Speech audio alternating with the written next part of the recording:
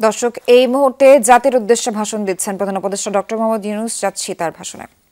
প্রবীণ সবাইকে আমার সালাম জানাচ্ছি। আসসালামু আলাইকুম। গত বছর আগস্ট মাসে জুলাই গণ অভ্যুত্থানের শক্তি বলে আমরা অন্তর্বর্তী সরকার গঠন করেছিলাম। এরপর আমরা এখন আমাদের মেয়াদে একটি অত্যন্ত গুরুত্বপূর্ণ সন্ধিক্ষণে উপনীত হয়েছি। আমাদের সরকারের উপর ন্যস্ত দায়িত্ব ছিল মূলত তিনটি: হত্যাকাণ্ডের বিচার করা, একটি জবাবদিহিমূলক ও কার্যকর গণতান্ত্রিক ব্যবস্থায় উত্তরণের জন্য প্রয়োজনীয় সংস্কারের আয়োজন করা এবং সুষ্ঠু নির্বাচনের মাধ্যমে নির্বাচিত সরকারের কাছে ক্ষমতা হস্তান্তর করা। আমরা জুলাই গণ অভ্যুত্থানকালে তৎকালীন ফ্যাসিস্ট সরকারের নির্দেশে সংগঠিত হত্যাকাণ্ডের বিচার কাজ এগিয়ে নিয়ে যাচ্ছি। এই বিচারের উদ্দেশ্যে গঠিত আন্তর্জাতিক অপরাধ ট্রাইব্যুনাল তাদের প্রথম রায় শীঘ্রই দিতে যাচ্ছে। ট্রাইব্যুনালে আরও কয়েকটি মামলার বিচার চূড়ান্ত পর্যায়ে রয়েছে। সাধারণ ফৌজদারি আদালতগুলোতেও জুলাই হত্যাকাণ্ড সম্পর্কিত কিছু বিচার কাজ শুরু হয়েছে। আমরা একই সাথে দেশের ইতিহাসে প্রথমবারের মতো গুমের মতো নৃশংস অপরাধের বিচার কাজ শুরু করেছি। আমি আনন্দের সঙ্গে আপনাদের জানাতে চাই যে সংস্কারের ক্ষেত্রেও আমরা ব্যাপক অগ্রগতি অর্জন করেছি। অন্তর্বর্তী সরকার নিজ উদ্যোগে বা বিভিন্ন সংস্কার কমিশনের প্রস্তাবের ভিত্তিতে অনেক গুরুত্বপূর্ণ সংস্কারের কাজ সম্পন্ন করেছে।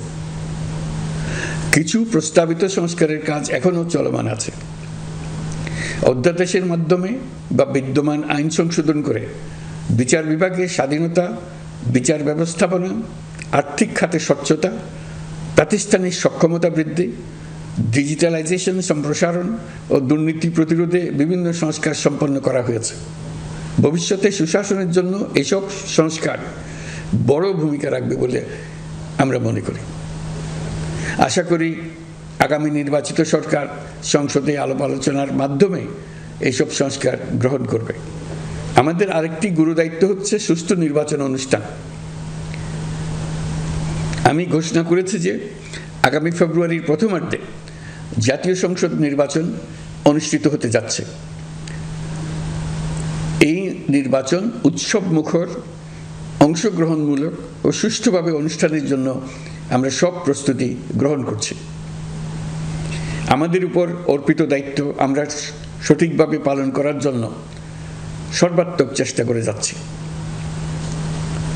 প্রিয় দেশবাসী, রাষ্ট্র কাঠামো সংস্কারের প্রস্তাব তৈরির লক্ষ্যে জাতীয় ঐকমত্য কমিশন নিরলসভাবে গত প্রায় 9 মাস ধরে কাজ করেছে। এই সময় কমিশন জুলাই গণ অভ্যুত্থানে অংশগ্রহণকারী রাজনৈতিক দলের প্রতিনিধিদের সঙ্গে